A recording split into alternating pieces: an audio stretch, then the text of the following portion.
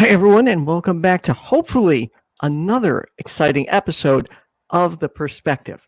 My original co-host, is running late, so I asked none other than one of my favorite people on the planet, Puck, to step in, and Puck jumped in at the last minute to join me for The Perspective. Where you gotta appreciate this. I was shaving my head and everything, and then yes, I was, and you sent a message just like, all right, fine, I'll go bail Ethan out again. Well, Puck, I appreciate it. You're a good guy. Here on The Perspective, we take callers ranging from supernatural to alien beliefs. Although, unfortunately, we haven't had any callers yet regarding aliens. So, that kind of stinks. So let me actually, since we're on this, Ethan, have you ever heard of the Fermi paradox? I have not heard of that. What is that? So the Fermi paradox basically says it's between two different conflicting ideas. Number one, there's a very high probability of something happening, and number two, there's no evidence of it actually happening. So the Fermi paradox, as it applies to aliens, says it's a gigantic universe. Chances are that there's life somewhere there. But why haven't we seen any signs of it? Well, likely they can't reach us yet, or maybe they have reached us and they're not yet unveiling themselves to us. Yeah, my answer to the Fermi paradox is if I was an alien and I discovered Earth, I would take a hard 180, get out of here, and leave some warning signs around Neptune saying, hey, you don't want to mess with this native species yet. They don't have their pucks together. If they were, in my opinion, though, if they were that significantly advanced, they're not going to want to interfere with us until such a time that, we can at least travel or demonstrate, more intelligence. That is one of the possible solutions. Is it was proposed on an episode of Star Trek: The Next Generation that the time an advanced alien species would contact us is if we're just about to the point where we can accomplish the kind of travel that it would take to get them. And then they would come over to us and say, hey, guys, this is what's out there. You can decide for yourselves if you're ready for this. And if you're not, scrap the program. If you think your society is ready for it, fantastic. Come on over. Yeah. Thank you very much, Casa Mufasa. It's very nice to hear that endorsement. Oh, look at that. Swedish colored hearts. Very nice. Yeah, I guess. Yeah, I like your new Swedish colored theme, by the way. It's very... It's very Ethan, right? No, it's very Swedish. I feel like I'm shopping at IKEA right now. Well, I'm not going for an IKEA look. I'm just going for like a fun, goofy look. Although I'm undecided on the white background. So for those who are watching right now, let me know. Should I switch the white to a different color? I don't know. I'm undecided. So, Puck, what do you think? About the layout? Oh, yeah. Wait. I know the answer to this. I think I do. Can I answer for you? Don't let me get in your way. You don't care. Take it. The question about the White House. Go ahead. Wait, I thought that's what you were putting up. I thought you were saying you wanted to respond to that. No, sorry, not to that. I wanted to respond to you. To me? You don't care what the graphics look like. No, I really don't. I mean, there's such thing as graphics that are hard on the eyes, but honestly, the thing that's on your screen right now that's hardest on the eyes is me. So if I'm here, everything else looks great in comparison. Puck, you're really too hard on yourself. I am as hard on myself. I do this so that other people don't have to be. So if you're watching and you want to talk to us about supernatural or aliens, call the number at the bottom of the screen, 951-364-2430 or 951-engage-0. So there is one thing I wanted to talk about while we're waiting for callers. Hopefully we will get some theist callers, but I want to talk about the Kalam cosmological. No, not the Kalam cosmological. Yes. Okay, all right. So for what? No, keep going. You're on a roll. No, my brother's like rudely interrupting me while I'm on a stream. I'm sorry, I'm going to call in. Oh, you're going to call? Supernatural experience. Bullshit. Tell me I'm wrong. I'll tell you you're wrong. Fine. The number is 951-364-2430. But you couldn't get a phone number that spelled out something clever like engage, like audience engagement. I think that's pretty clever. Oh, I didn't even notice that. Okay, my mistake.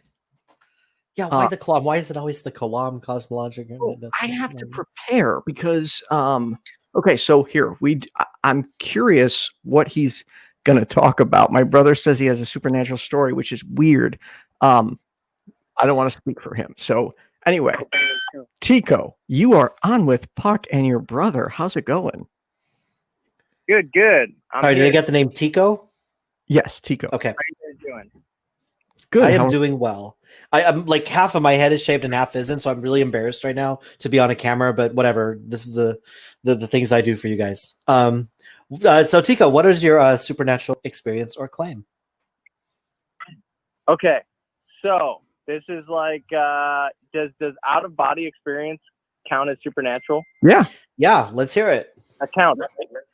Okay, so I was, and this is the weirdest thing, right? So I was watching this horror movie. It was like that house on Haunted Hill. It was the remake, right? It was Is that the one with Liam Neeson? Chris something. You know what I'm talking about? I know that there's a remake with Liam Neeson. I don't know about that one. I know it got turned into a series. Anyway, keep going. Okay, yeah, it was like early 2000s. Anyway, so there's it's weird. It's relevant because what had happened to me was happening in the movie at the same time.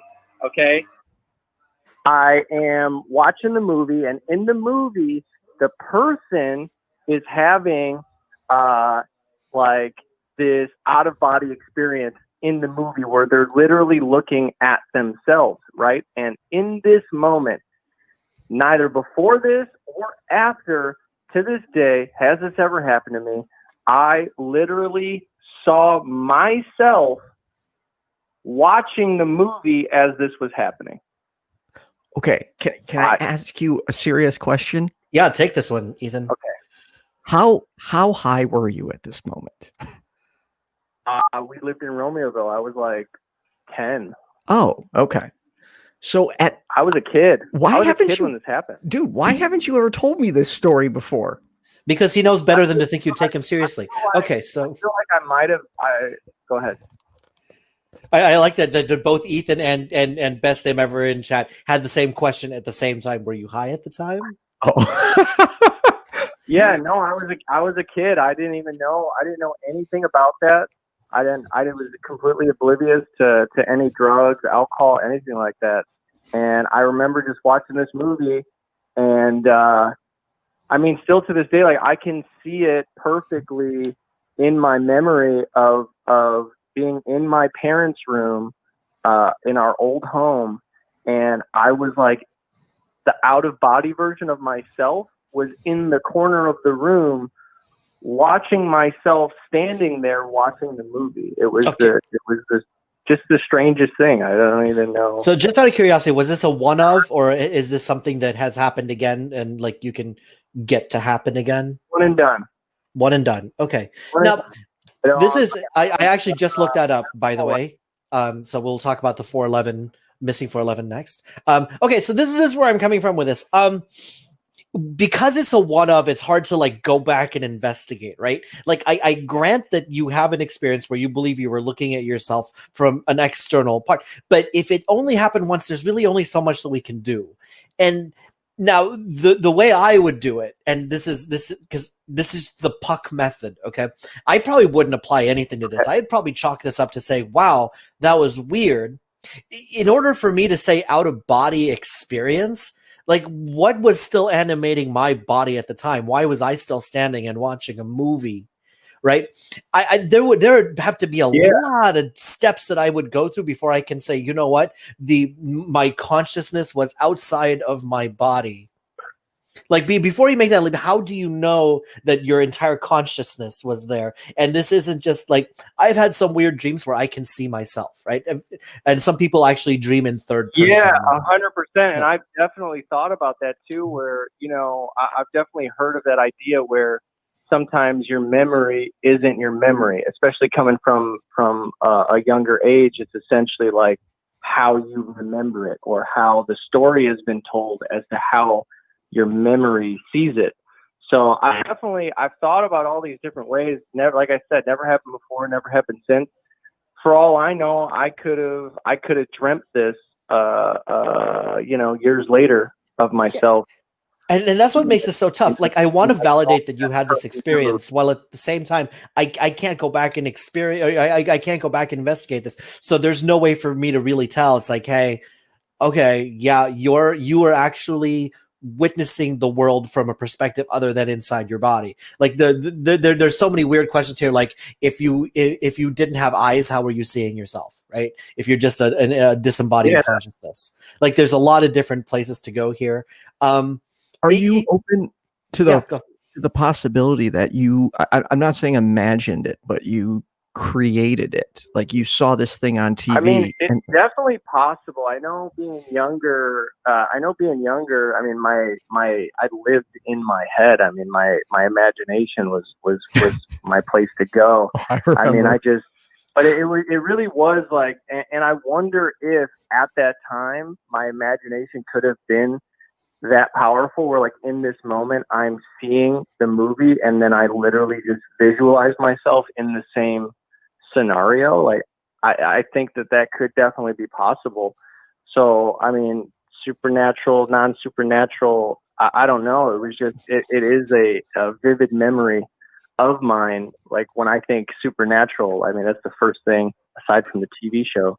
No, So the weird thing to me is that there's so many people who describe phenomenon like this that it's hard to throw out the possibility. But the other side of it is there's so many people who describe phenomenon like this that it's really easy to piggyback your experience on somebody else. Like, this is what I went through. Oh, and then you read something, it's like, oh, you know what? That's exactly what happened to me. That must have been what I was going through. It must have been an out-of-body experience because this person is describing it. Like, there's no way that I know what other people are feeling internally, right? So if I ask you something like, how does it feel to be in love? Your internal feelings that you get when you're in love with someone might be something very different from what I get. All I can do is describe to you what I'm feeling, and you say, yeah, that's similar to what I'm going through. So it makes me wonder about these out-of-body experiences. How many of them are influenced by hearing about the out-of-body experiences of other people and saying, yeah, you know what? I remember that happened in my experience too. Now, I don't know for sure. Like I said, I was not there. I was not inside your, I have no way to access this situation. I validate your claim. If this is what you believe happened, great. I just wish there was more we could do with it. Agreed. It would be nice if we could, but since it hasn't happened again, we obviously can't test. Maybe watch the movie again. Maybe we can kick it off. That's a good idea. Tico. There are some movies that are so boring. I wish I wasn't in the room.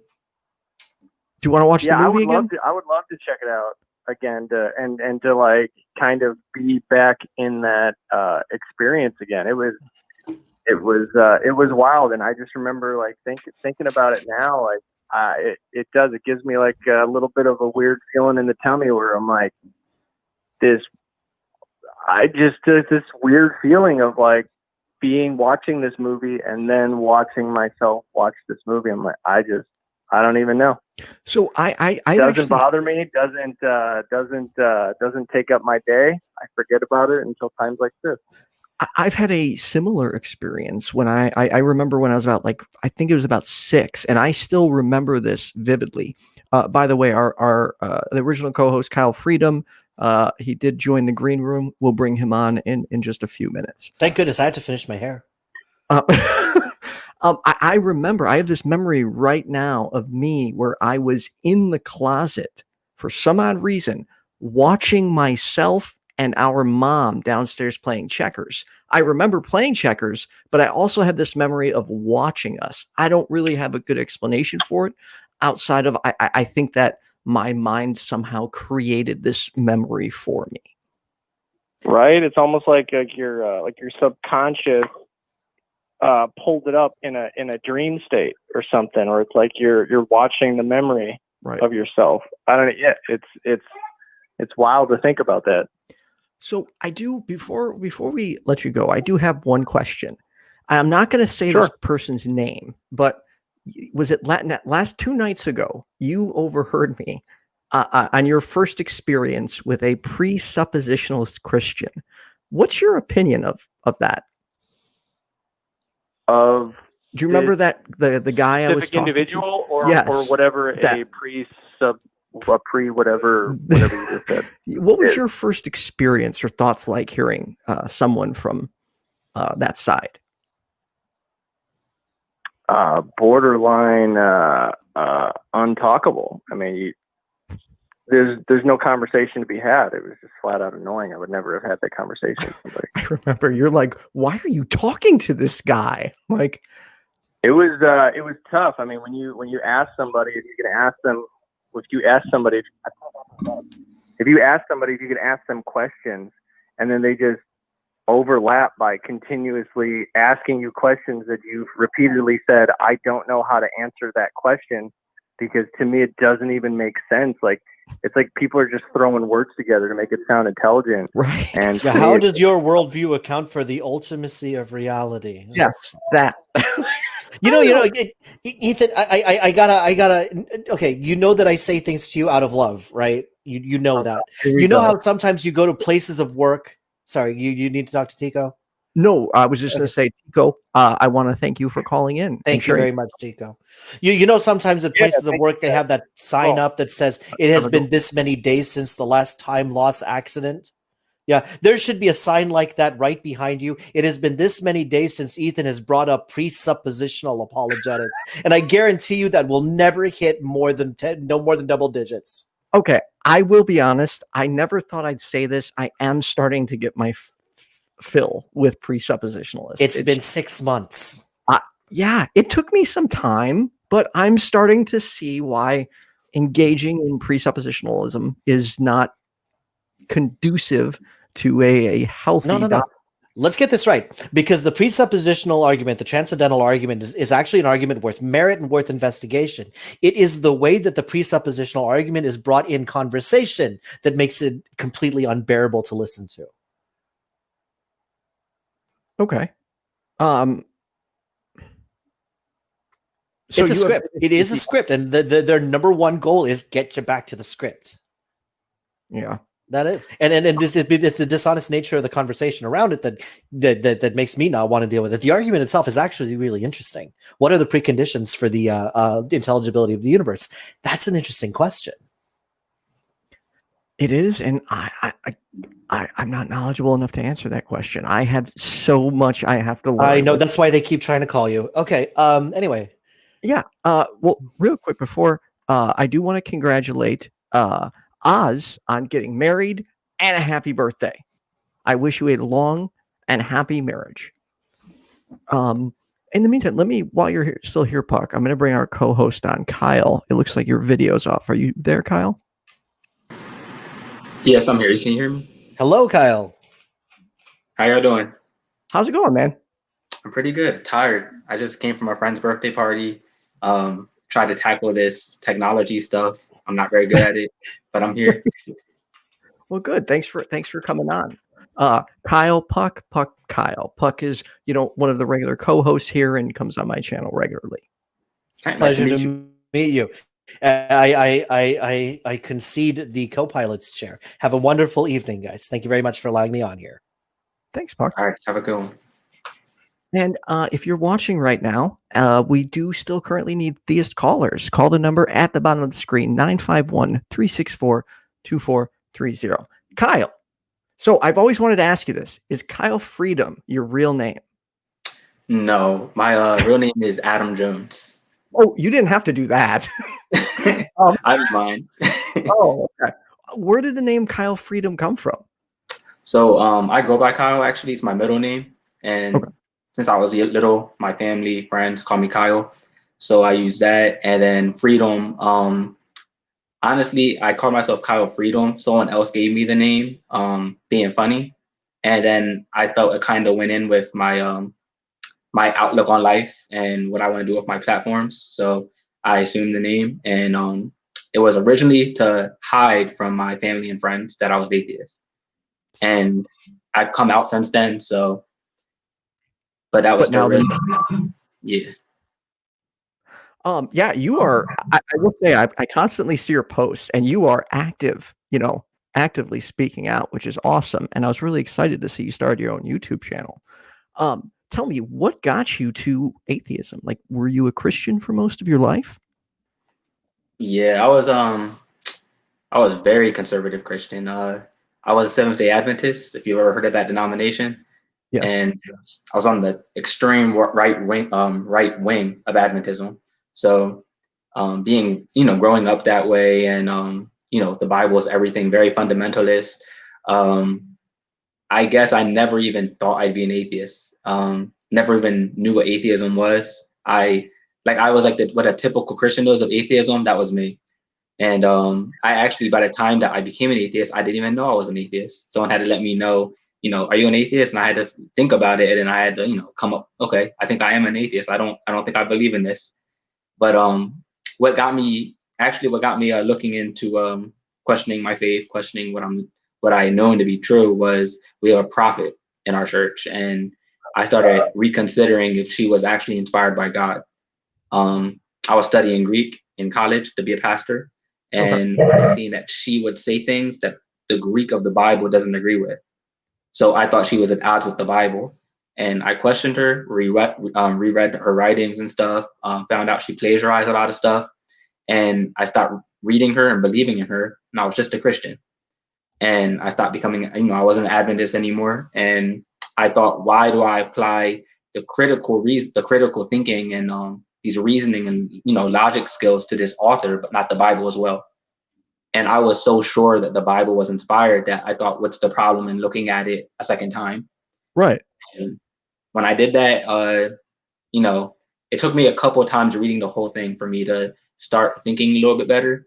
And I probably would have still been a Christian right now if it wasn't for accidentally finding Mr. Atheist's videos on YouTube. Really? And, yeah, literally, I woke up from falling asleep and one of his videos were playing. Sadly, I used to be very homophobic, and the video was explaining why there's nothing wrong with homosexuals. Right. And I started questioning, like, why do I think it's wrong?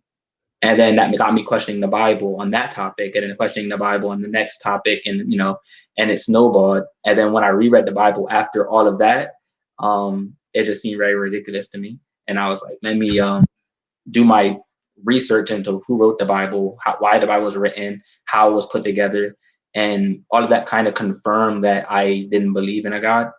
And it took me sitting in church and hearing a sermon, and just realizing how, to me, all of a sudden, how I used to believe this and how it sounds so crazy. And I was just like, I'm not feeling this no more. It's my brain is just thinking too hard about what he's saying. And when I went home, I decided that, I think I'm an atheist.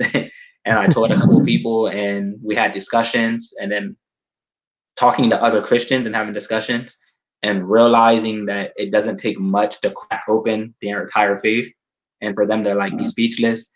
I said, this is it's something that I wish I had thought of earlier, to question my own faith. But it took me about 3 years to actually admit to myself that I was an atheist and then come out. But for a good 2 years, I didn't believe in the Bible, and I still preached it, sadly. I still had to preach it. I was still a theology student, studying to be a pastor, 3 years. And I had to, reset, change my major. It was a lot, but I'm happy I did it. I don't think I would have been happy worse to be a preacher and not believing.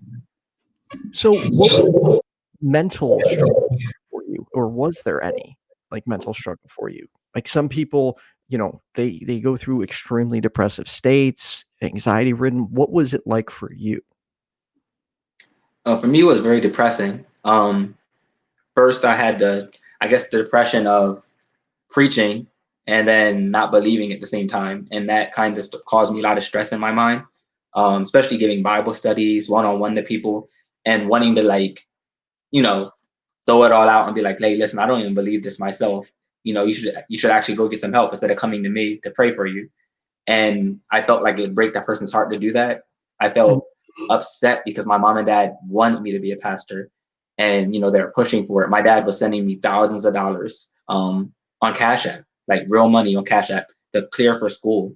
And they wanted me to finish, and I felt so bad because I didn't want to finish, but I'm almost done. And that caused a lot of stress. I was actually very depressed because I felt as though I was losing everybody around me once I came out. And I had people that didn't want to be my friend as much. I had people that I was really cool with all my life that now think that I'm immoral or question me. or they- people who pass. Do they still think that? Like, or have you since like made amends with any of them, or did they completely distance themselves from you? Most of them completely distance themselves. My close friend group and the people around me personally here in Huntsville, we've become better, and they kind of put up with it, and I put up with their religion and stuff like that. But family and friends that were in that, I guess, that theological corner of my life, we don't really speak at all. And when we do speak, it's like an argument. So I try to stay away from them. And at what point did you start deciding that you wanted to speak out against religion and Christianity? I guess I've always been the type of person, when I was a Christian, I loved preaching. I loved speaking and doing Bible studies, just spreading that knowledge. So when I didn't believe, I still had that, I guess, that passion for public speaking and for speaking out about things and educating. And I guess I did the same thing with why I don't believe in the Bible or Christianity. And people get upset with me. They pick on me like, why do you only talk about Christianity? But it's what I know and what I study.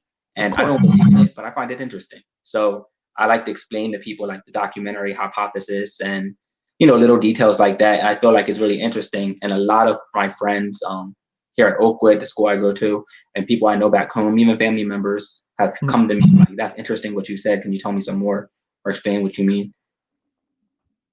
That's awesome. Let me ask you this: or I don't know what's happening with the audio here. Am I on speaker by chance? Yes, you are. I'm sorry. That's okay. Do you have headphones? I think so. Give me 1 second. Sure. Everyone watching, if you know any theist callers or people who believe in aliens, have them call the number at the bottom of the screen. Or I guess at this point, atheists, if you want to call too, since we don't have any theist callers, you are welcome to call in. Also, patrons, thank you to, wow, I should have had this up. Totally my bad. Cindy PLAZA, Trina, Deluca, Kenneth, Leonard, Kathy, Letto, Ian Davenport, Bestname Ever, and Blazing Wizard Pope. Yeah, thanks, guys. Also, make sure you like and subscribe. And if you can, share this. Believe it or not, it's actually incredibly hard to find people that are willing to call in your show. They're willing to privately. I got to mute my mic. Okay. They're willing to privately engage on Facebook, which is great, but it's so hard to find people that want to come on and defend their faith or defend their claims, especially since I'm a pretty laid back, nice dude. I'm open to everything. So I would like to hear what you have to say.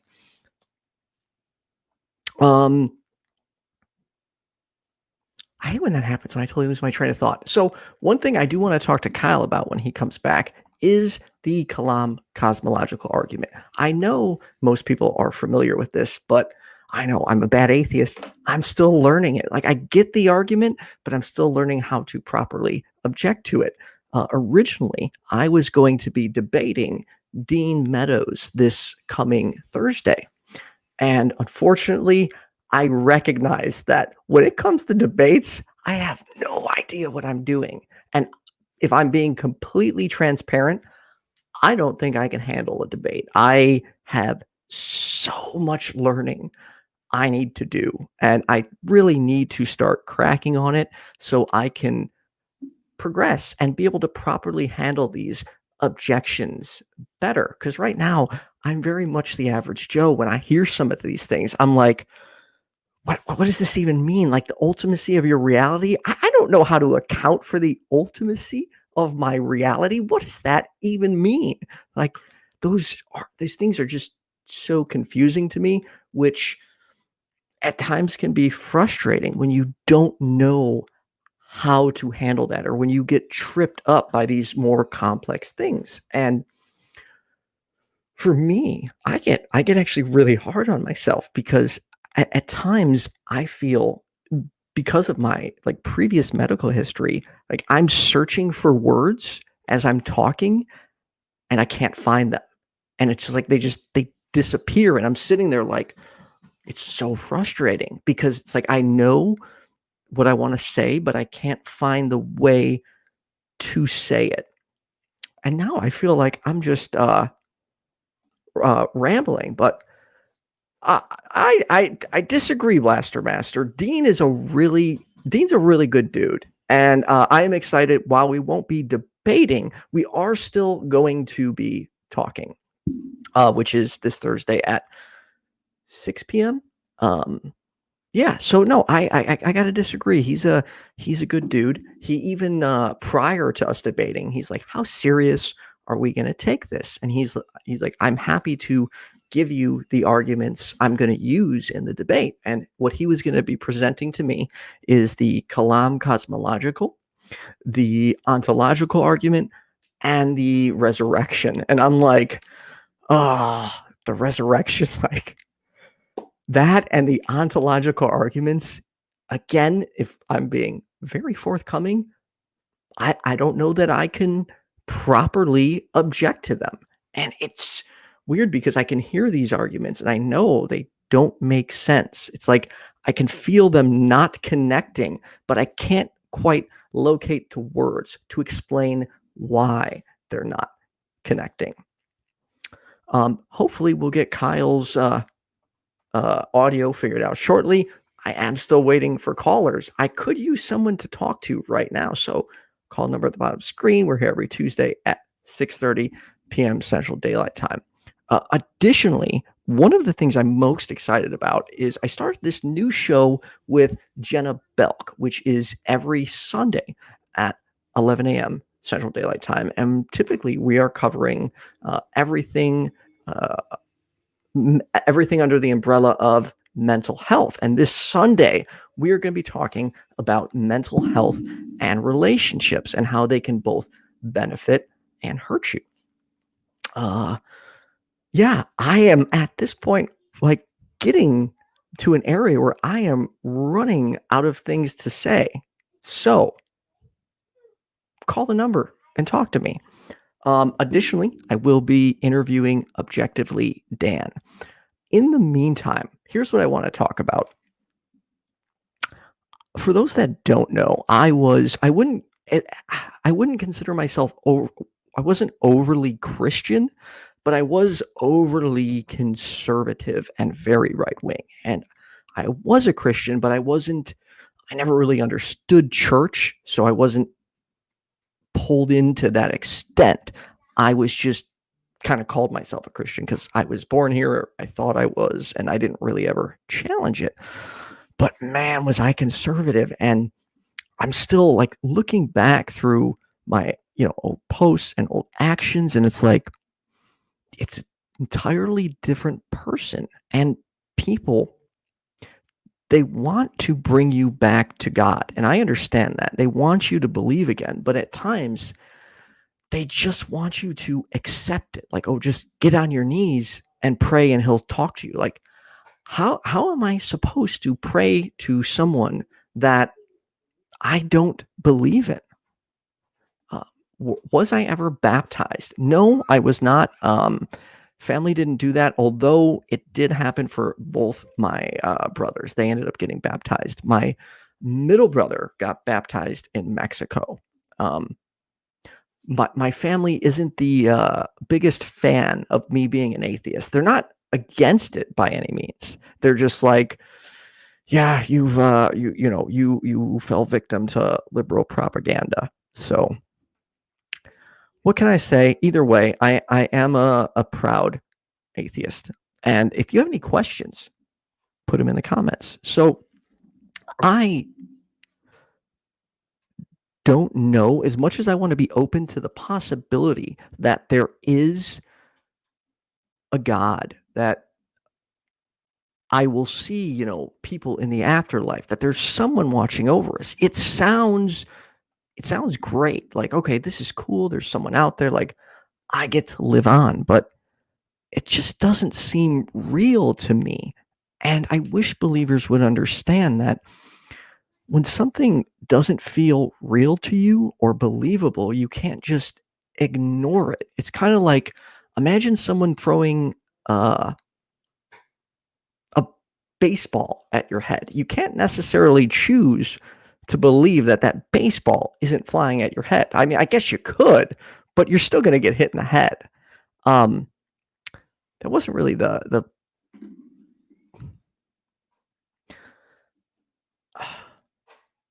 I just don't get it. And I wish someone would call and explain it to me. And I wish I could understand what these people feel, because I never felt that in prayer, in church. There was never a time where I was like, yes, oh my God, I totally believe this. I'm totally invested into it. It was always like, okay, cool. Hey, yeah, God, I'm having a hard day.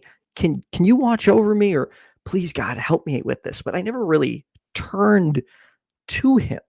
And if I'm being honest, I'm kind of glad, because I feel like at a very young age, I was able to spot things that most other people didn't spot. Like when I was in church, I could spot BS, salesmen, religion, psychics, like it, most of it, while I was gullible to some of it, at many times, it was just like, okay, come on, this is bullshit. And once I started seeing things like James Randi, the atheist experience, I was like opened to this huge new world. And I remember my my ex at the time, when she first asked me, she was like, she made a comment. She's like, I actually don't think my husband is a Christian or believes in God anymore. And I was like, actually, you're right. I don't. And she struggled with it, because she believed she wanted me to be with her in the afterlife. And while that's very sweet, I just didn't accept it. And finding those shows, both James Randi and the Atheist Experience, and then shortly after that, Talk Heathen, finding those was honestly one of the best things that could have happened to me, because it wasn't just religion that got removed from my head. It was all that conservative Republican indoctrination, because I learned like fallacies. I learned to challenge myself and to actually start thinking about things.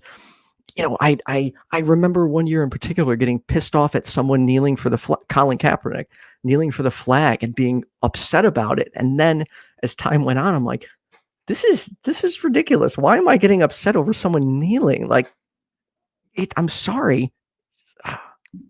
Anyways, Kyle. Oh, wait, I still have you muted. I'm sorry. Wait, let me try that again. There we go. You there? Yes, I could not find my headphones. I found them. I can't find the cord. So oh, okay. Well, I'll just sorry. I recently moved. No, that's okay. What state are you in? I'm in Alabama. Oh, okay. Are you in I'm assuming you're in a very Christian area? Yes. Yeah. Surrounded by churches? Every street.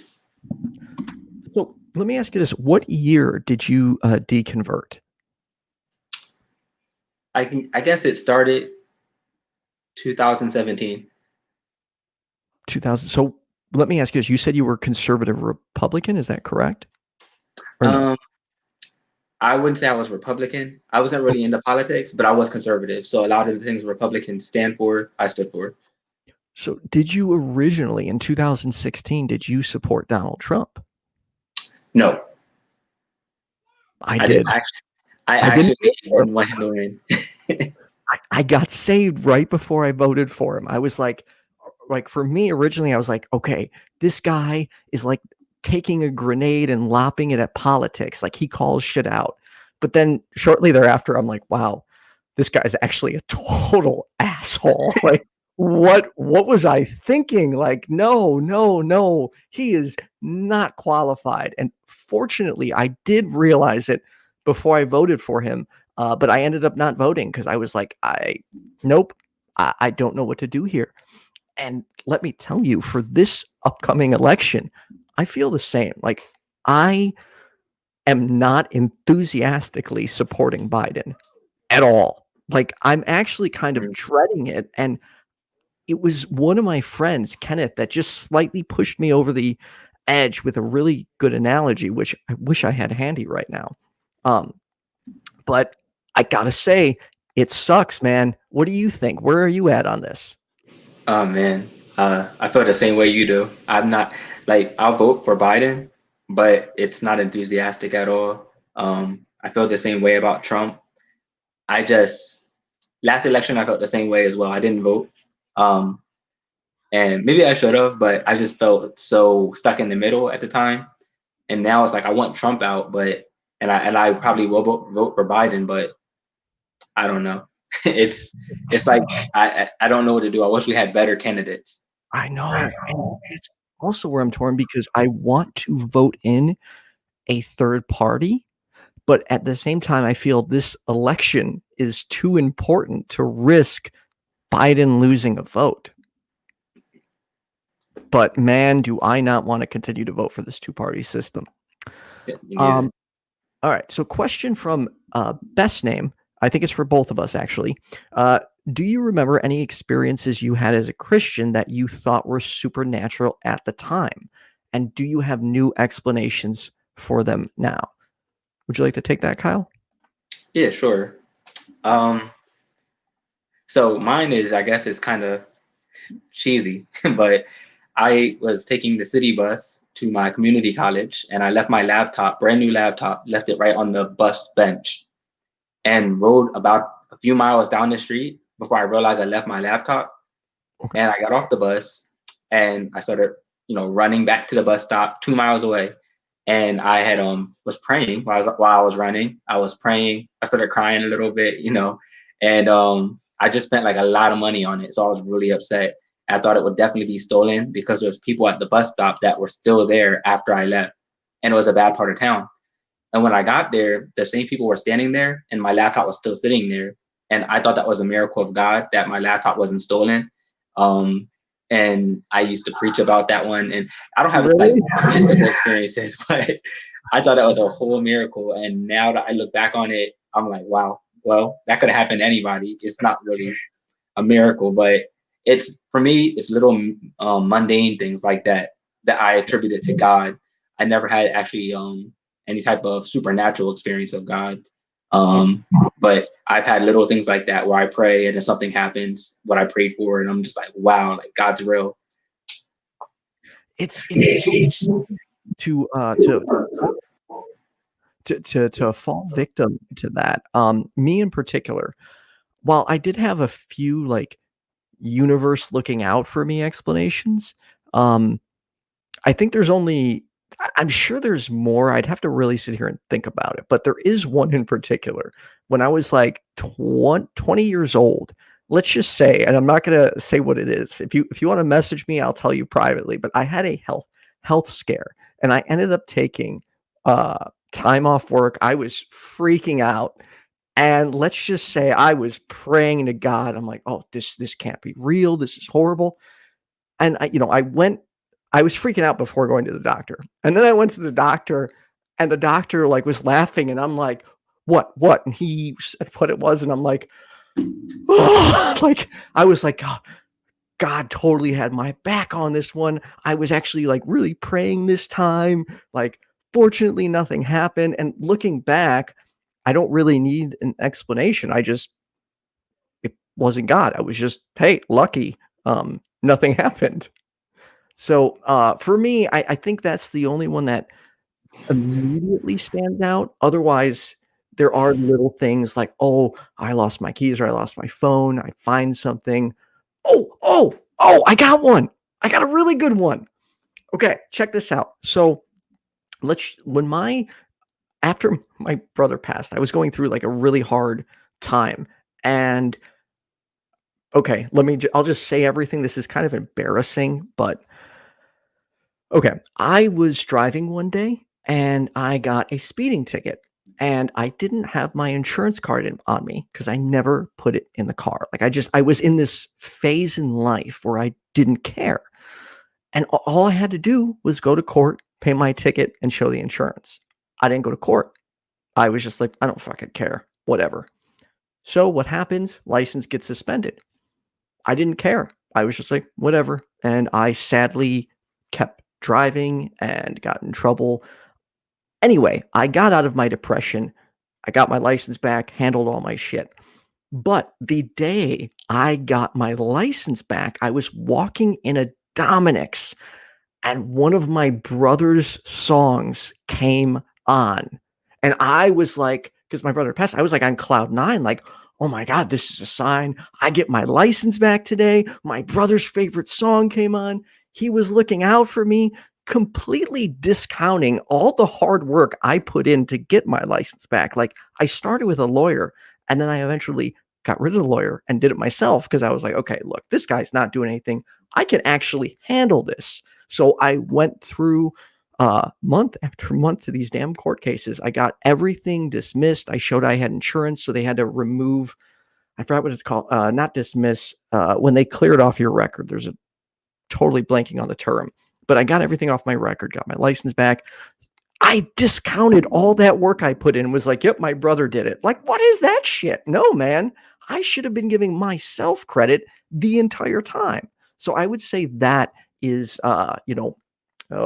one area where I fell victim to. Kyle, are you familiar with the Kalam cosmological argument? Not too familiar. I was reading a little bit about it before, but I'm not too familiar on it. I know that there's like premise 1, 2, 3, and whatever. And I've looked at them before. I think it was on an Instagram post. I read one and it wasn't really adding up to me. It was like a bunch of assumptions. And I was just like, oh, I don't really like it. But I didn't look too deep into it. But I know that I'd seen it and it kind of slightly annoyed me. And I was just like, all right, this looks silly. All right. Since we don't have a caller, this is actually perfect because this is typically what some people present you with. So I'm going to present you with the Kalam. And I would like you to give me your rebuttal. At any point, you can go ahead and object to what I'm saying. So we've got premise 1. Whatever begins to exist has a cause. Premise 2. The Okay, right there. So like on the first one, I would say that's an assumption. Okay. You have to, because you can't possibly know that everything that began had a cause, like say the universe, or say the Big Bang, or we don't know what caused it, and we don't know if everything has to have a cause. So I would say that was more of that would start off the argument wrong already. Okay, so to be clear, you're rejecting the first premise of the argument. Yes, sir. Okay, cool. All right, so let's move on to the second one. The universe began to exist. Do you take any issue with that one? No issue with that. Okay. And the third one, therefore, the universe has a cause. Yeah, I have a problem with that one, because I feel like it kind of feeds from the first premise. Right. That the universe may have a cause, but we wouldn't know what it is. And it may have always been here. You're not really sure. So I feel like that's an assumption you have to make. Right. So let me ask you this. Do you watch other call-in shows regularly? Yeah, I watch Atheist Experience every week. And I watch Okky then as well. That's what I will say this, some of your posts totally remind me of someone who would be on AXP. Like you're not only thought-provoking, but you're really like you're an in-your-face atheist. Like I'm like a kind of dialed back goofball. You're like a Christianity is bullshit. Like your posts crack me up, man. I try to be funny, but also have like a bit of seriousness to them.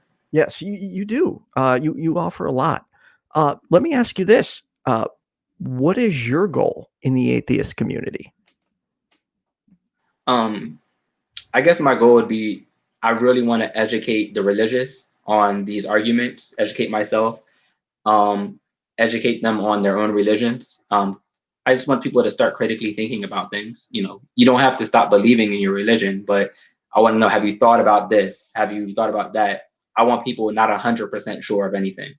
I want people always to be open-minded and always ready to accept new evidence.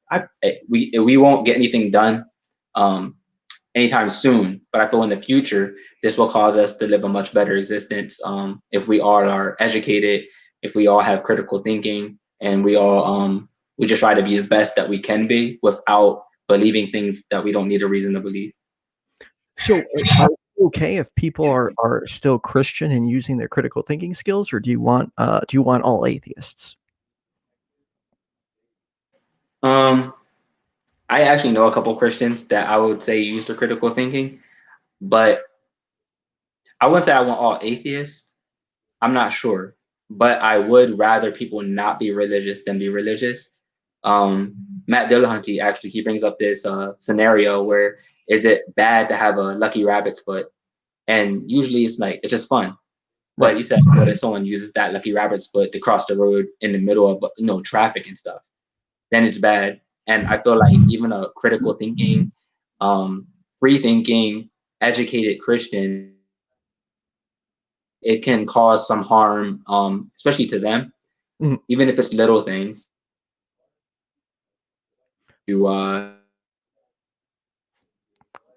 Crap, I hope we didn't lose you. That's the joys of live, is you never know what's going to happen. Kyle? Be atheists, but we totally I would lost. rather them also be skeptical. We lost like the past 10 seconds of what you were saying. Your camera froze. I'm sorry about that. I was saying that I would rather people be atheists, but I would more so rather than be skeptical. Right. So what about, where are you on psychics and mediums and spirituality? I already, before, as a Christian, I didn't really believe in that type of stuff much. Okay. I still don't, but I would tell people I'm not educated on that type of stuff to speak on it, but I don't believe in it until there's evidence. But I do find it more interesting than religion, but because I feel like it's very cool, it's very mystical. And I think it's something that's fun, but I don't think it's real. Okay.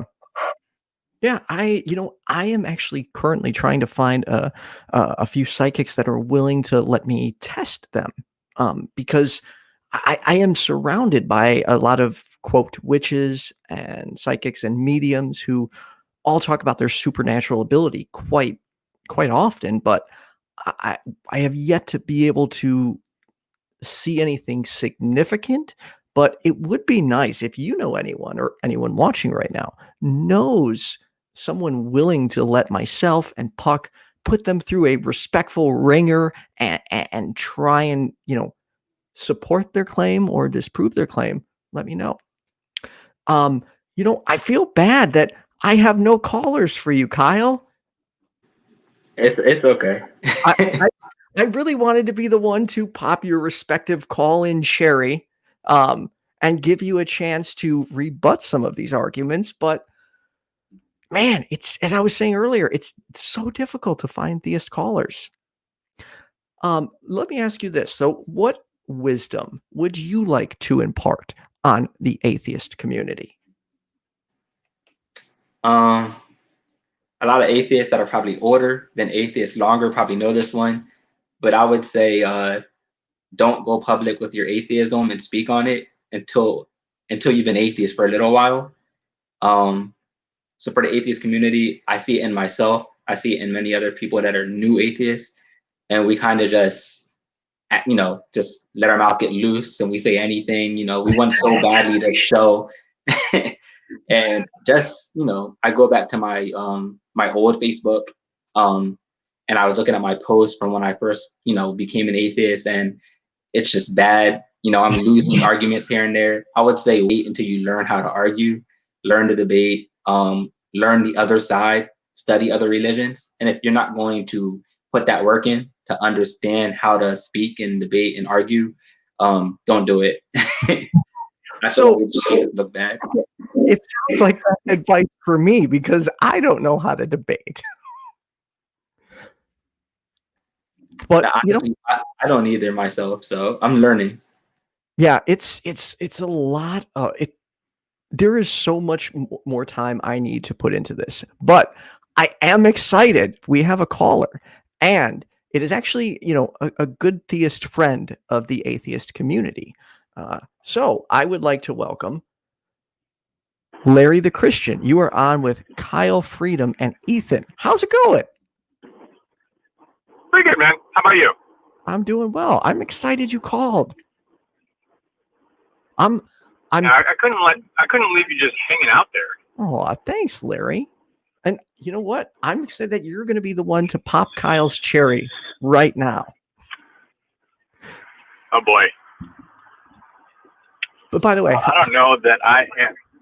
oh, please. I don't know that I'm really the right person to do that, but okay. Come on, Larry. You got So, this. what do you want? What do you want from me? You got to see us on the phone. What do you want? I Tell me what want you want. your best argument for God. There's plenty, but let's stick with one that everybody knows and has heard of before. I like the cosmological argument. We just talked about this, but please go ahead.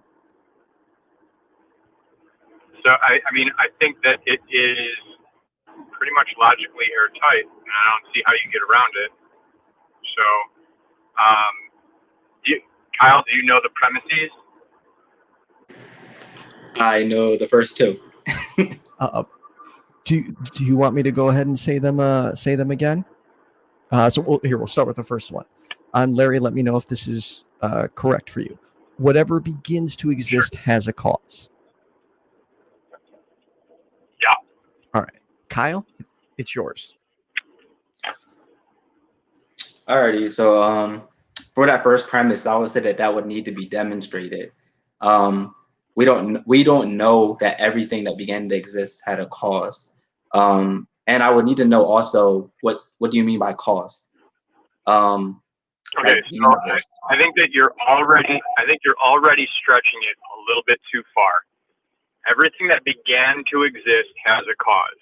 So what do I mean by anything that began to exist? It didn't exist at one point in time, and then it does begin. It then has a beginning, a finite beginning, and exists sometime after that beginning. Is there any way? Are you aware of any such thing that exists that has a finite beginning that does not have a cause? I'm not saying that cause is supernatural. I'm just saying that it has a cause. I'm not aware of anything that has a cause, that does not have a cause. Is that what you said? Okay. So then, no. So everything that begins to exist has a cause. So we can agree on the first premise then, right? I don't think. No. Okay, so please tell me something that began to exist without a cause. I don't know anything that began to exist without a cause, but I wouldn't say that everything that began to exist had a cause, or that there are some things that began to exist. There may be things that have always existed. So I would say in that first premise, we're not talking about things that always existed. That's the whole point of the premise. The whole point of the premise is that we're taking things that are eternal out of the equation. It's a very simple statement. If it began to exist, it has a cause. So, I mean, I'm not trying to do mental gymnastics. I'm just exactly what it says. Okay, so everything that began to exist, I'm not sure that everything that began to exist had a cause. I could not possibly know that.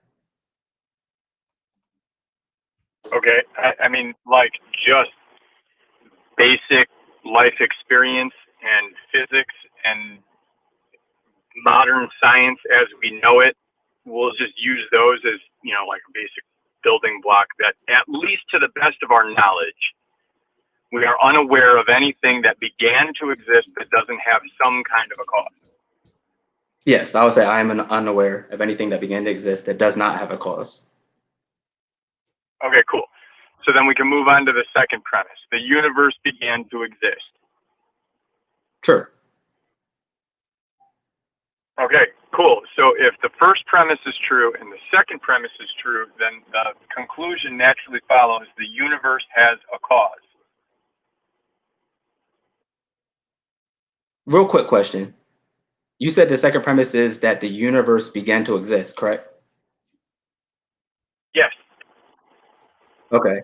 Just thinking of the phrasing of that sentence, I would say it's kind of funny. I would say the universe exists, not the universe began to exist. I'd have to assume it began to exist. So you think that the universe is eternal? No, I don't know what the universe is. I'm sorry. I'm just saying that I don't know that it began to exist. Okay, so then you don't believe that the Big Bang Theory is a good model for the beginning of the universe? I think it's a good model for the expansion of the universe. Okay.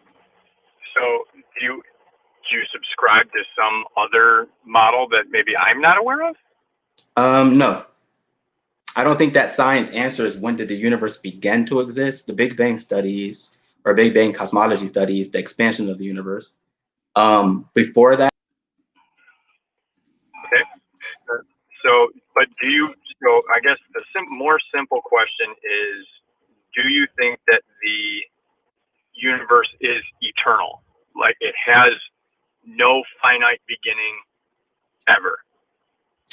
I don't know. Okay. Well, I can live with I don't know. I don't know is a perfectly good, solid answer. There's nothing wrong with I don't know. There's plenty of stuff that I don't know. So we'll go with I don't know. So let's just assume for a moment that the statement the universe began to exist is true, then is there any way to escape? Therefore, the universe has a cause. If I give you that statement and say I agree with that, and we say the universe has a cause, I'm not sure I agree with that, but I can accept that. So I can see where your argument's gone. Okay, cool. So now the big question is, what is that cause? What qualifies to be that cause? Now, I would argue that it is God, but I don't think that we have time to go through that entire argument right now. But what I can do is I can make you a promise. I can tell you right now that you and I can get into another conversation, whether online, offline, whatever, and we can flush out what possible answers there are to what would qualify to be the cause of the universe. Does that sound like a fair deal and give you, some time to think about it? I actually have sort of a response to that. Not really a rebuttal, but a sort of response, something I was thinking about, if you'd like to hear it. Okay. All right, so I apologize for any background noise because I'm going to be walking through Jewel while you're talking. No, you're fine. So you said we could talk about what possibly could be that cause, and I feel like we could actually sit down and do that for the rest of our lives, because you believe it's God, but it could be anything that I decide to just make up.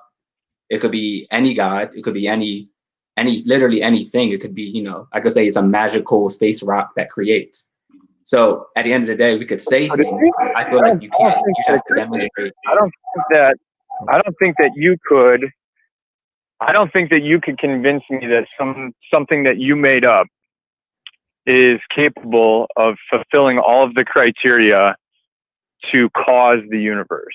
Where I do think that I could produce an argument that would at least get you to say, I suppose that is possible, that it is God that was the cause.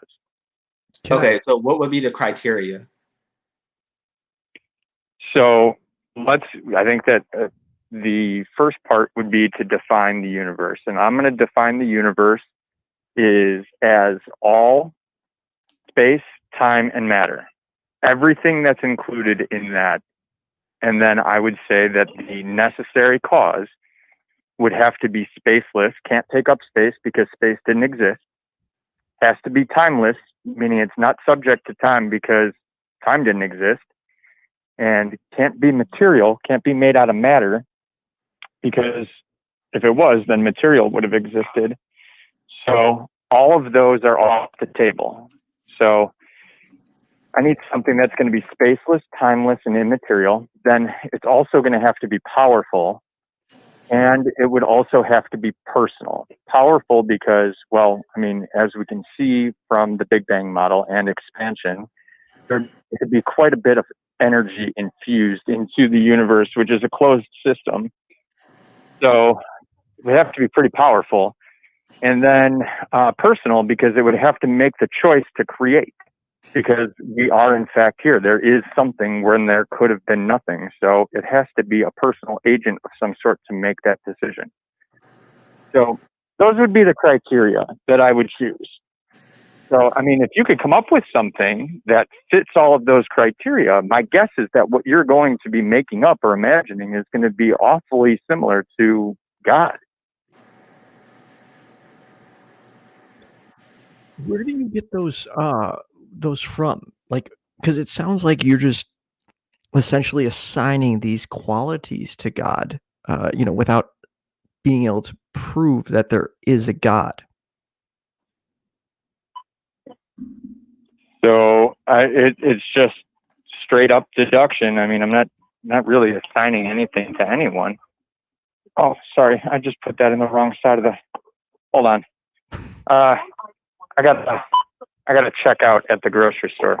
So I might have to. That's fine, Larry. I want to thank you for pause calling for in. a minute. Or yeah, we have a. Do you want me to put you on hold because we do have another caller? Yeah, I will. I'll shoot a message to Ethan, and maybe you can connect me and Kyle, and we can certainly have that conversation or continue that conversation. I can definitely do that, Larry. Thank you for calling in.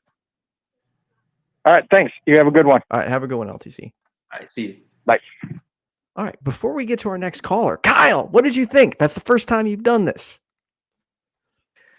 I actually was going to I was about to assign all of those same things to something else.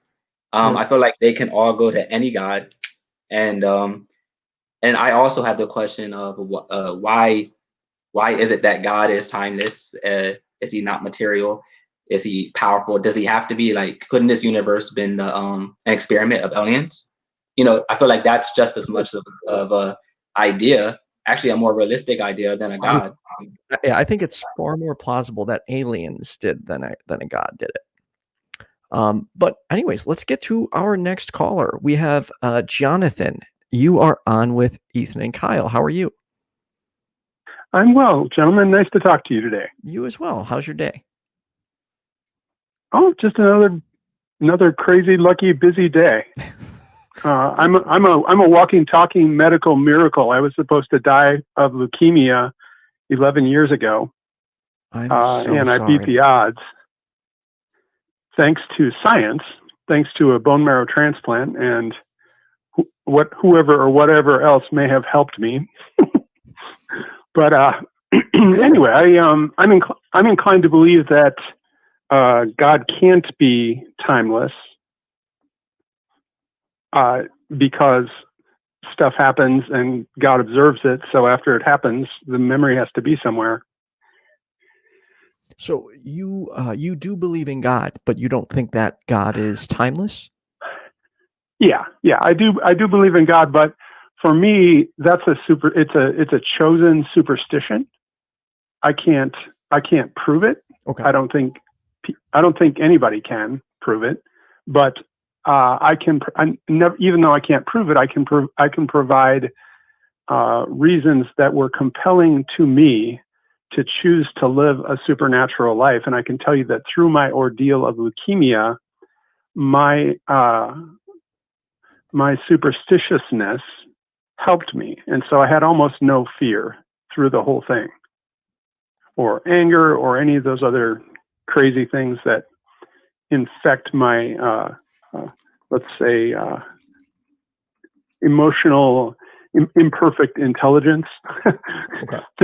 I was super well adjusted to, maybe I'm going to die soon. In that case, I won't feel as bad then as I do now, I reckon. But anyway, I just kind of wanted to say hello because I'm kind of probably an offbeat. I feel a lot more comfortable around you guys than I am around Christians. Really? I spend a lot. Yeah. Oh yeah. Because, well, first of all, most atheists, I guess you could call them implicit atheists, ones that aren't sure what there is. They're still kind of shopping, and that's cool. but even the explicit atheists who say, you look at a thing, it looks like a duck, it quacks like a duck, it talks like a duck. It might be a duck. It's probably a duck. So, I mean, I can understand explicit atheists too. For the most part, I'm super comfortable around all of that. The Christians, not so much. And there's a lot of pathology in their behaviors that I think they're systematically abusive to you guys. I don't think there's any reason at all that in a country like ours we should have "In God We Trust" on the currency. I think "Under God" should not have been shoved into the pledge. Damn, you're the best theist I ever talked to. This is all good stuff.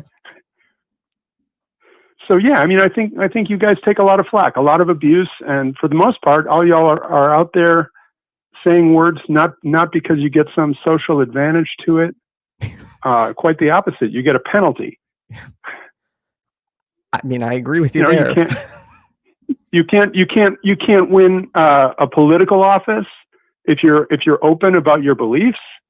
It sucks. It's just not. America has not lived up to its aspirations, and atheists are one of the groups of people to whom we have failed in particular thus far. And so, props to you guys for being out there. Props to you guys for saying your truth and applying logic. Now, all right. Some more areas of potential disagreement. Do y'all believe in Occam's razor? The simplest. Hang on. The simplest answer is the. Is that it? Hang on. Is the correct one? Yeah. OCCAM. Occam. Yeah. Okay. I don't know like that. I would necessarily apply that all the time because it's simply just because it is the simplest answer doesn't mean it is the correct one. At least in my opinion. Kyle? Yeah, I would say the same. I feel the same way. It's like someone asking you, this might be oversimplified, but they say, why does it rain? And someone says, because of God. And then somebody else gives a scientific explanation. It was a lot harder to get to, and it's not a simple answer. But sometimes a simple answer can just be wrong. And sometimes, you got to do a little work to find a more complicated way to find the right answer. Oh yeah, I mean, I've encountered atheists who cling to Occam's razor like it was a golden secret to truth. So I think certain flaws that make their way into the thinking of certain atheists, mostly because of bad experiences that they have or something.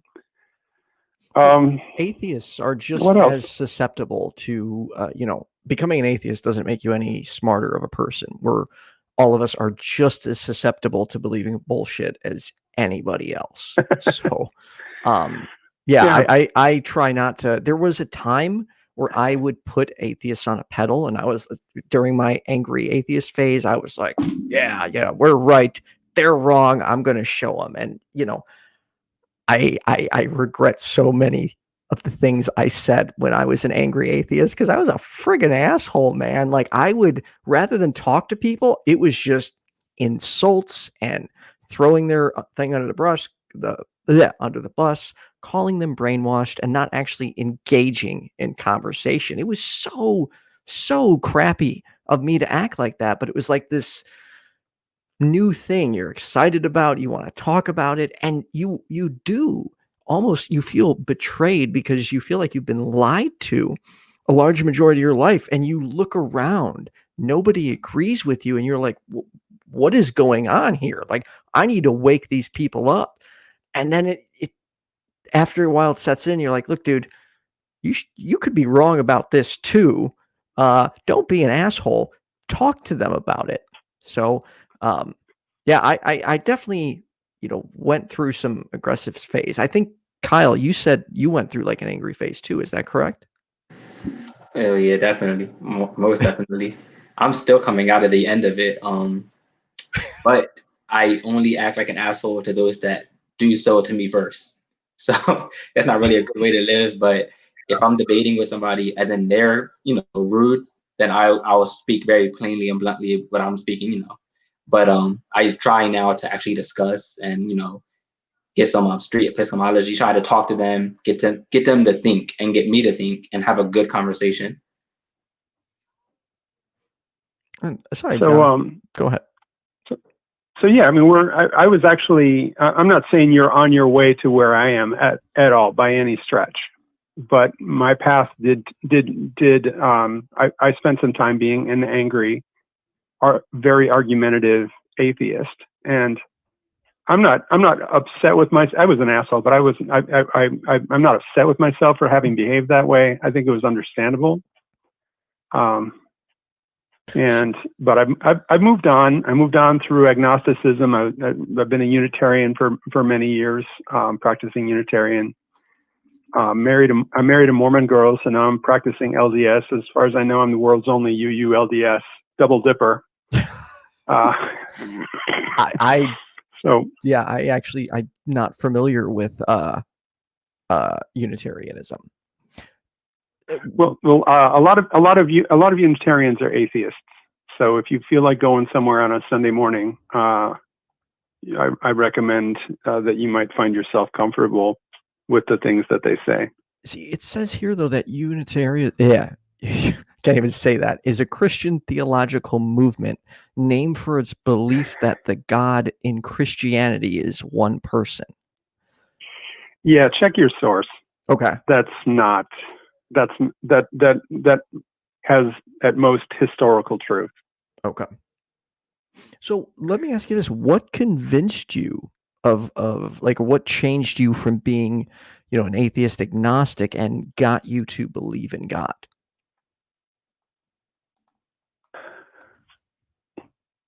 Well, it certainly wasn't a longing for Christianity. It wasn't redemption. I think it was actually I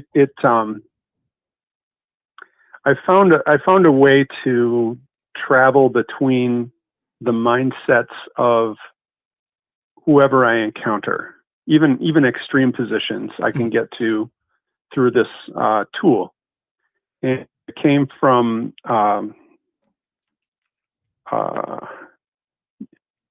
Keats, poet Keats. It's one of his in a letter he wrote. I'm certain of nothing but the holiness of the heart's affections and the truth of imagination.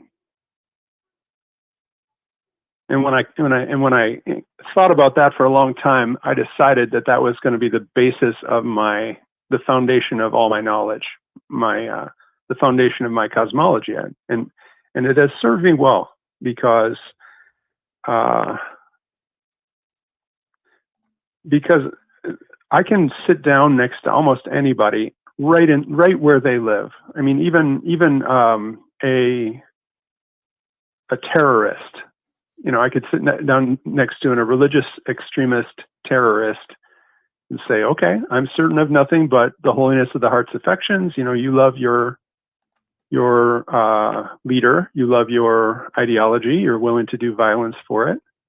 And the truth of imagination, maybe you imagine that, this is the best thing for you to do. I can sit down and talk to them and I don't have to dissuade them or tell them I know that you're wrong. I'm not comfortable. I wouldn't build a home over in their mindset, but I might make a visit. I might sit with them on the ledge for a while. And I'm grateful to have that capability.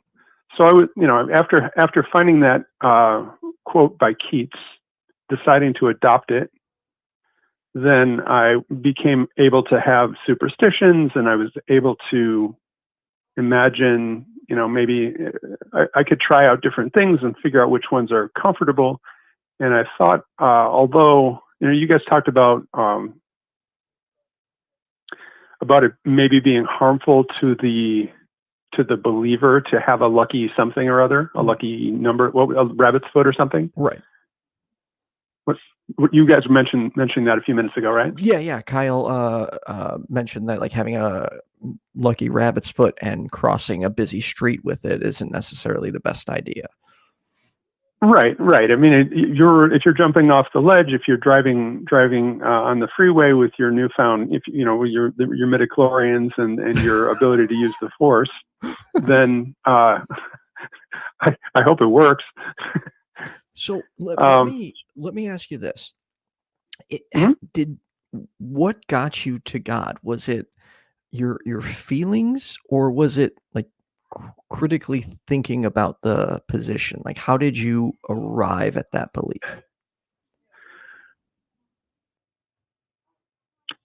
I assumed it to be correct, and I wandered around in that space, and I tried to live with some biblical correctness, but I found much too much contradiction and violence to stay with that. Okay.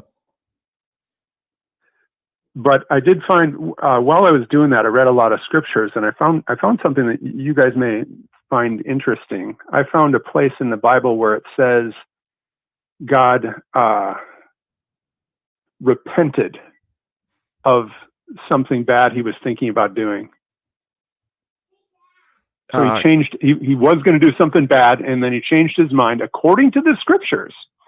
And so I found that is helpful for dislodging dyed-in-the-wool Bible thumpers from a perfect confidence that God is timeless and never changing, and so and so is going to hell. And it's like, well, how do you know? Do you want that to be true? Mm-hmm. And so, and here's the deal: I have a friend from high school who killed herself. I have a cousin who killed himself, and so I tend to press people. Are you telling me my cousin is in a lake of fire right now, and you're good with that? And you think I'm going to just sit down and let that? You think I'm going to go party in heaven while he's in flames? I don't think so. That's the one thing I don't get about heaven and hell is how anyone can just say, hey, I'm going to go to heaven, and I'm okay with the fact that other people I personally know are going to be tortured for an eternity. Like, I don't understand that. To me, the best thing you can do in that position would be like, God, don't be an asshole. I'm going to be with them until you let them into heaven. Like, that's what I would do, because, dude, I don't want to see anybody on this or any plane of existence have to suffer, particularly if it is a natural crime. Why would you be punished supernaturally? Like, I don't get that. Yeah. So, Jonathan, do you believe? Do I what? Do you believe in heaven and hell?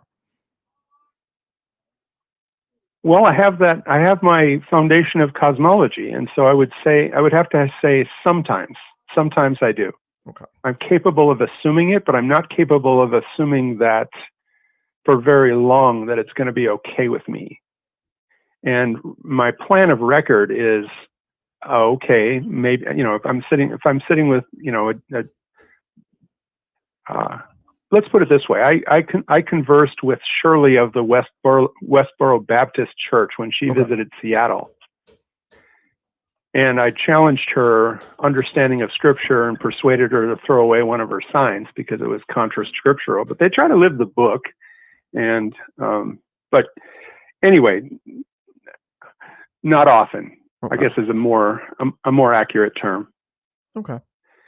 But I love stories about demons. Like right now, I'm watching. I just finished watching John Constantine, the series, which I enjoyed. That's a great series. I mean, I can still indulge in supernatural shows and movies. Like, I love Constantine. That's a phenomenal show. I also still like the Keanu Reeves movie. I think that's a really good movie too.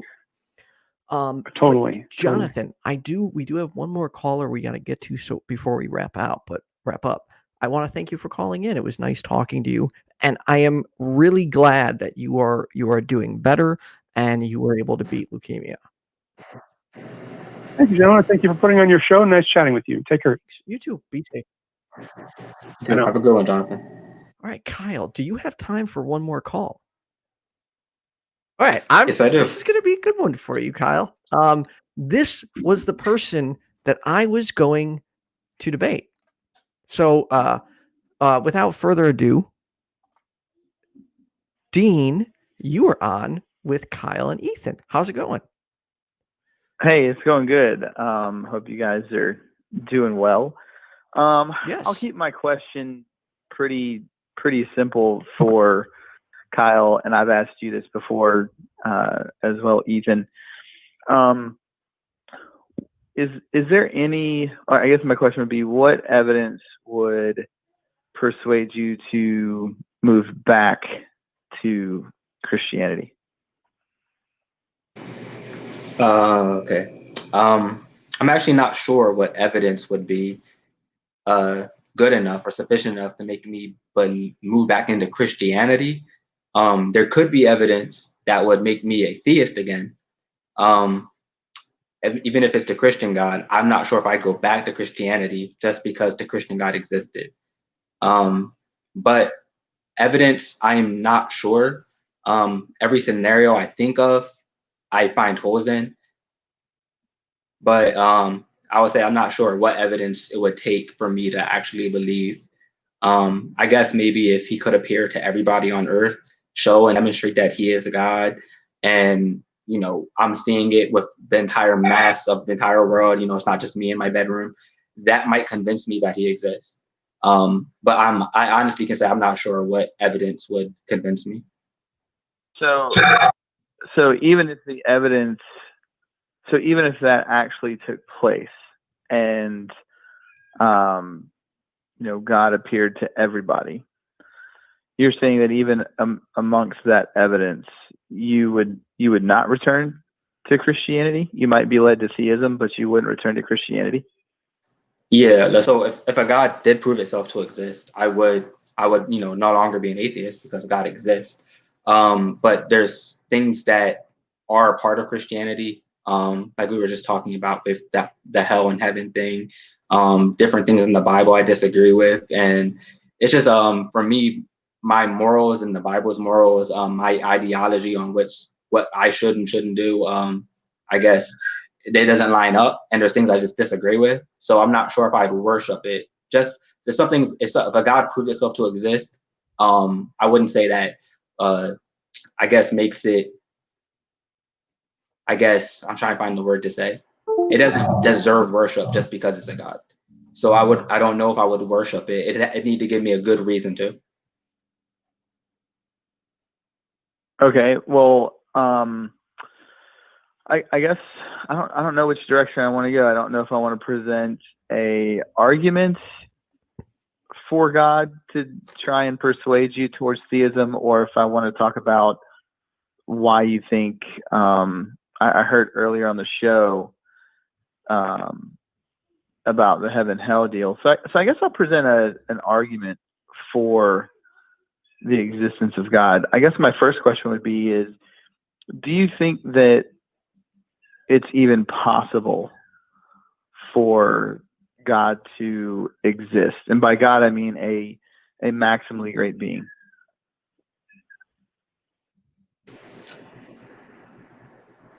I'm not sure if I think it's possible. I guess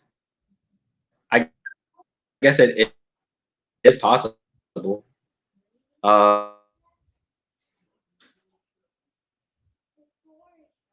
Sorry, you broke up. Yeah, I think we Either just, my end or your end right I think now. he froze. Let's give it a second.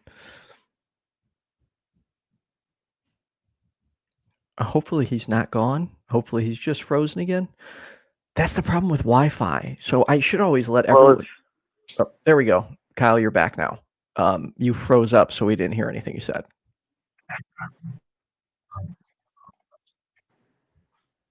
Are you there, Kyle? Can you hear me now? Yeah, I can hear you now. You froze, so we didn't hear your response. And you're frozen again. So, yeah, for those who do stream and go on YouTube regularly, one of the important things to do, make sure you're using a direct LAN connection instead of Wi-Fi. Wi-Fi is notoriously unreliable. Yeah, I like that. Yeah, I see. I gotta get out. Okay, sorry. Do you want to try that again? And now he's gone. Well, crap. All right, Dean. Well, maybe we can have our debate here, Ethan. Oh yeah, I'm you want to just have our kidding. debate right now? Let's do this, Dean. Come on, baby. I'm kidding. I know No, I don't better wanna take than over to your pick show. on We can a save debate that with for you. Thursday.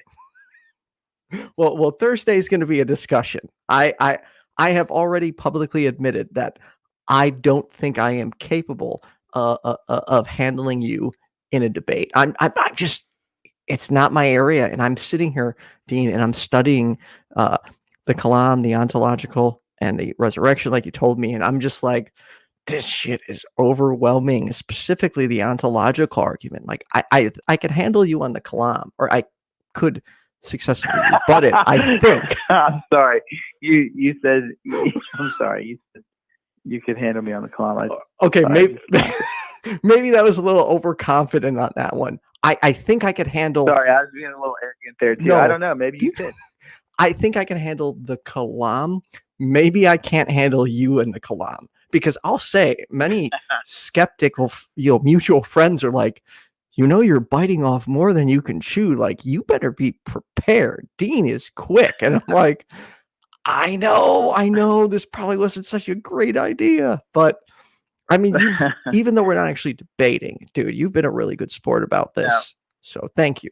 Well, I appreciate that. So, I guess what I was about to do before Kyle disconnected, I was actually in the process of I was going to run the modal ontological argument because I think it puts the skeptic in a pinch.